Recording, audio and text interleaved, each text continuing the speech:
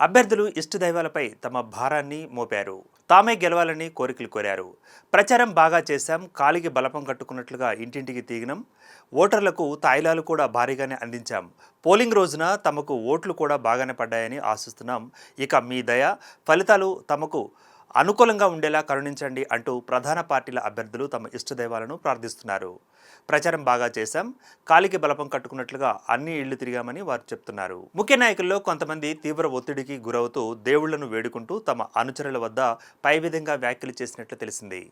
గతంలో కంటే ఈసారి జరిగిన ఎన్నిక తమకు చాలా ప్రతిష్టాత్మకంగా మారాయని, గెలుపు ఓటములు తమ భవిష్యత్తును నిర్ణయిస్తాయంటూ దేవతామూర్తులను వేడుకున్నారు. గెలిచిన తర్వాత మీ సన్నిధికి వచ్చి ముడుపులు చెల్లిస్తామని పూజిస్తున్నట్లుగా తెలిసింది. కాగా అభ్యర్థులతో పాటు వారి కుటుంబ సభ్యులు, స్నేహితులు, బంధువులు కూడా పూజల్లో నిమగ్నమవుతున్నట్లు తెలుస్తోంది.